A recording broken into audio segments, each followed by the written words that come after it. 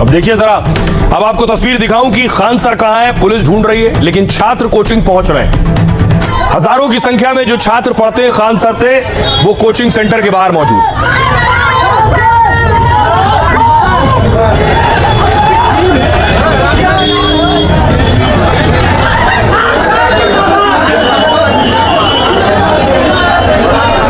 अब बड़ा दिलचस्प ये है कि कोचिंग सेंटर के जो हेड हैं या कोचिंग सेंटर वाले अपने छात्रों के चयनित होने की दावे करते हैं, बड़े बड़े दावे कि हमारे छात्र सेलेक्ट हो गए, इतने हजार और इतने हजार। अब देखिए जरा आंकड़े और दावे क्या कहते हैं। ये लड़ाई इस पर हुई, खान सर ने कहा हमारे ज्यादा लोग सेलेक्ट हो गए इसलिए परेशान है, लोग जल रहे हैं, हम कम फीस लेते हैं इसलिए लोग जल रहे हैं। अब देखिए किसके कितने लोग सेलेक्ट हुए हैं। बिहार पुलिस भर्ती परीक्षा में चयन का सबका दावा देखिए।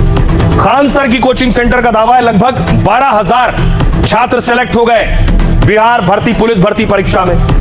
और ज्ञान बिंदु सर का दावा है कोचिंग का कि 10,000 हमारे सेलेक्ट हो गए।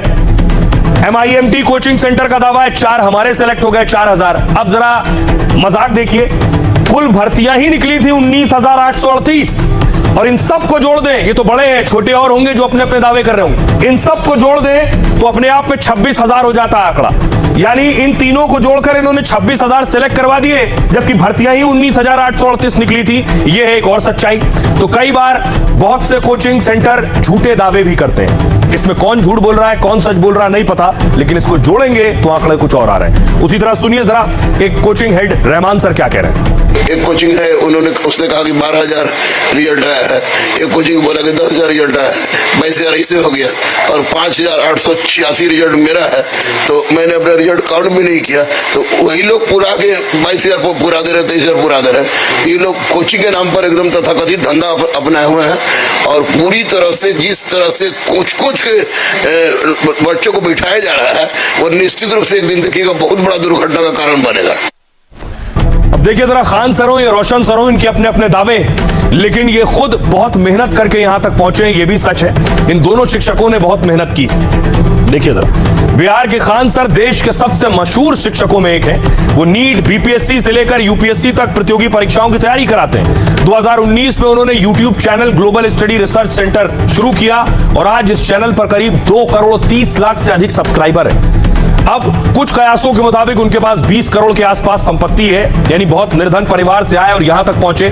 कुछ रिपोर्ट में उनकी संपत्ति 40 करोड़ का भी दावा किया जाता है। दावा किया जाता है कि वो हर दिन करीब 70,000 रुपए कमाते हैं। कोचिंग में UPSC वालों से 70,000 से 1 लाख रुपए तक फीस लेते हैं। पटना के मशहूर खान सर का जन्म उत्तर प्रदेश के देवरिया में हुआ था। उन्होंने यूपी की इलाहाबाद यूनिवर्सिटी से BSc और MSc किया है। इसके बाद पटना की कोचिंग में पढ़ाने लगे और फिर वहीं कोचिंग सेंटर खोल लिया। अब ये है रोशन सर जिनसे लड़ाई है। खान सर की तरह ही रोशन सर भी प्रतियोगी परीक्षाओं की तैयारी कराते हैं। बिहार में उनका कोचिंग सेंटर ज्ञान बिंदु दरोगा फैक्ट्री नाम से मशहूर है। मुख्य रूप से बिहार पुलिस, SI और अन्य प्रतियोगी परीक्षाओं की तैयारी कराते हैं। कुछ रिपोर्ट के मुताबिक उनके पास करीब 2 करोड़ से 5 करोड़ तक की संपत्ति है। हालांकि आधिकारिक रूप से इसे लेकर कोई पुष्टि नहीं हुई है। दावे के मुताबिक उनकी कोचिंग की एप्लीकेशन पर 1 लाख से अधिक छात्र जुड़े। पटना में उनकी ऑफलाइन कोचिंग में हजारों छात्र एक साथ पढ़ाई करते हैं। YouTube पर भी 11 लाख के आसपास सब्सक्राइबर हैं, जिनसे लाखों की कमाई होती है। पटना के मशहूर रोशन आनंद सर बिहार के सहरसा के रहने वाले हैं। साधारण परिवार में जन्मे रोशन सर की शुरुआती शिक्षा सरकारी स्कूल में हुई।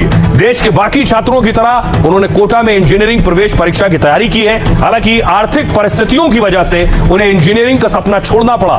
2014 में बिहार पुलिस की परीक्षा पास की, लेकिन फिजिकल टेस्ट में फेल हो गए। असफलताओं के बाद भी तैयारी जारी रखी और फिर उन्होंने छात्रों को पढ़ाना शुरू किया। सुनिए जरा रोशन आनंद और खान सर क्या कह रहे हैं। दबदबा था, दबदबा है और दबदबा बना रहेगा। दबदबा तो है ये है। एक बात जान लीजिए बाबू, रिजल्ट में ज्ञान बिंदु को पछाड़ने का औकात अभी बिहार के किसी एग्जाम में, हम स्पेशली बिहार की बात करें, बिहार के किसी एग्जाम में रिजल्ट में पछाड़ने का औकात पूरे भारत वर्ष के किसी संस्थान को नहीं। इस तरह की हरकतों से जो लोग करते हैं, इससे किसी चीज मनोबल को हम लोग तोड़ नहीं सकते। हम कल भी बच्चों के लिए कम फीस नहीं पढ़ाते थे और आज भी बच्चों के लिए कम फीस नहीं पढ़ाएंगे। भले कोई कोचिंग वाला इतनी निचली लेवल की हरकत करे, कोई भी बच्चे को पढ़ाए, शिक्षा सबका अधिकार है, क्यों केवल इतना ही अधिकार शिक्षा का।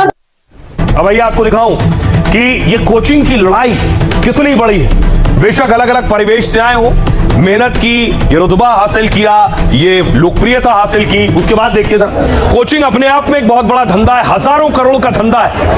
पढ़ाई अपनी जगह है, छात्रों को उनके मुकद्दर, उनके मकसद तक पहुंचाना अपनी जगह है, तैयारी कराना अपनी जगह है, लेकिन कोचिंग एक बिजनेस भी है और हजारों करोड़ का धंधा है, और ये लड़ाई हजारों करोड़ के धंधे की ही है। अब मैं आपको बताऊं, देखिए जरा कितने हजार करोड़ कोचिंग धंधे में।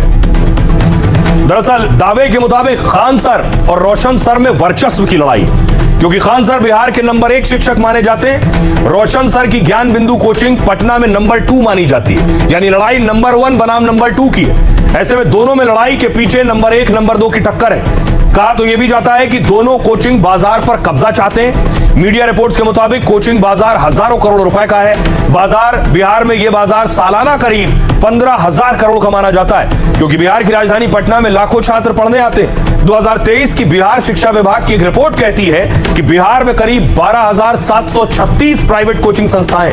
बिहार की इन कोचिंग में 10 लाख से ज्यादा बच्चे पढ़ रहे थे। रिपोर्ट के बाद तो छात्रों और कोचिंग का यह आंकड़ा और बड़ा होगा। बिहार में सबसे ज्यादा भीड़ दरोगा, सिपाही, बीएसएससी छात्रों की होती है। इनकी तैयारी कराने वाले बड़े प्लेयर में खान सर और रोशन सर की कोचिंग है।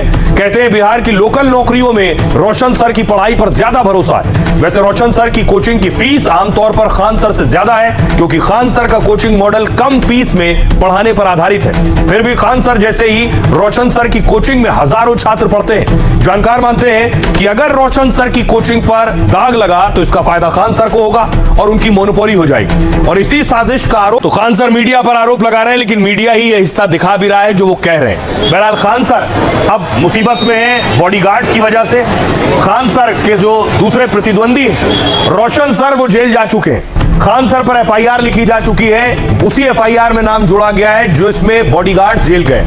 अब देखिए जरा, खान सर पर जो एफआईआर हुई है वो गंभीर धाराओं में हुई है। पटना पुलिस ने कदम कुआं थाने में एफआईआर दर्ज की है। उसमें खान सर के खिलाफ कई गंभीर धाराओं का जिक्र है। पुलिस ने बीएनएस की धारा 109 के तहत यह केस दर्ज किया है। बीएनएस की धारा 109 में हत्या की कोशिश का मामला बनता है, यानी कोई किसी की जान लेने के इरादे से ऐसा कदम उठाता है जिसमें सामने वाले को की मौत हो सकती है लेकिन वो बच जाता है, जिसे अटेम्प्ट टू मर्डर कहते हैं। धारा 109 लगती है, पहले आईपीसी में इसी को धारा 307 कहते थे। बीएनएस की धारा 109 में दोषी को 10 साल तक की जेल हो सकती है।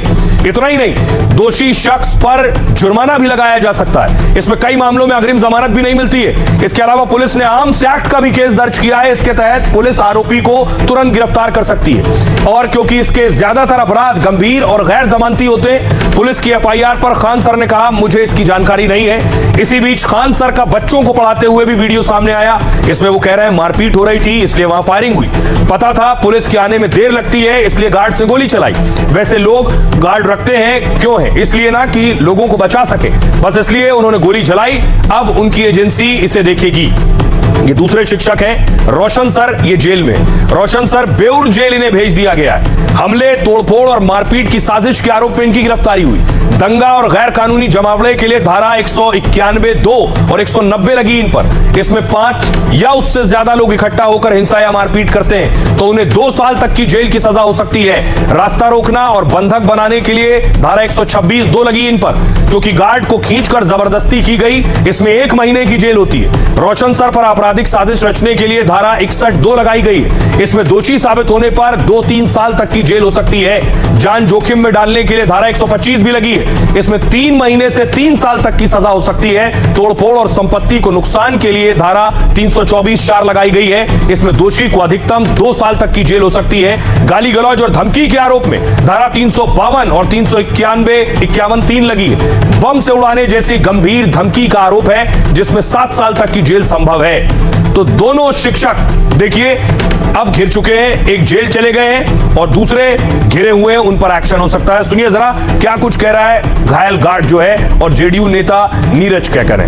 गालियां दे रहे थे और मार भी रहे थे और ये भी बोले थे कि तुमको खान सर के 3-4 दिन में बम से उड़ा देंगे कोचिंग। बम से उड़ाने की भी धमकी दिए थे वहाँ पे। और रोशन सर के कॉल भी आया था, वहाँ पे बात किया, उसके बाद मारना स्टार्ट किया। वहाँ से ऑर्डर मिला है कि मारो, उसके बाद मारना वो लोग स्टार्ट कर दिया। अचानक आया ज्ञान बिंदु का जो टीचर है रोशन सर का आदमी, विकास कुमार, और हमको पकड़ लिया, पकड़ के बाहर किया। बाहर आ गया, अभिषेक भी था वहाँ पे और प्रिंस था, रोशन सर के भाई, सब मिल के वहाँ पे मारने लग गया हमको। लोहे के रड से बहुत बार मारा था हमको, इतना मारा था कि खून से पूरा हमारा शरीर गीला हो गया था, पूरा माथा फाड़ दिया गया था। हम नहीं रहेंगे तो उसको भी नहीं रह देंगे, बम से उड़ा देंगे 2-3 दिन में कुछ। जिसने आरोप लगाया गोली चलने का, अब वही सवाल के घेरे में है। उनके सुरक्षाकर्मी, ये बाउंसर क्या तो होता है, बाउंसर लेके घूमता है सुरक्षाकर्मी, पुलिस की हिरासत में है। पुलिस तमाम तथ्यों का अनुसंधान कर रही है, पुलिस तमाम तथ्यों की समीक्षा करे। अब आपको दिखाऊं कि गार्ड का हाल क्या था। गार्ड को बेरहमी से पीटा गया, वो लहूलुहान था, खून से तरबतर था। ये तस्वीर आप देख रहे हैं गार्ड की, जिसे पीटा गया उसके बाद की तस्वीर है। उसे अस्पताल ले जाया गया, फिलहाल इलाज हुआ उसका।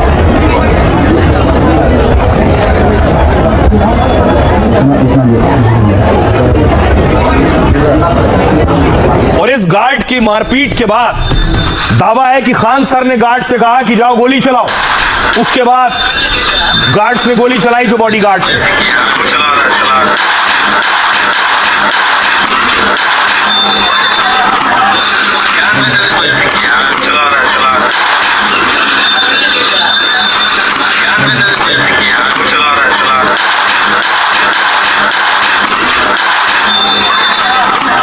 ये बॉडीगार्ड को गोली चलाते आपने देखी, उसके बाद बवाल हुआ। अब खान सर ने अपने छात्रों को क्या बताया, उसका भी वीडियो सामने आया।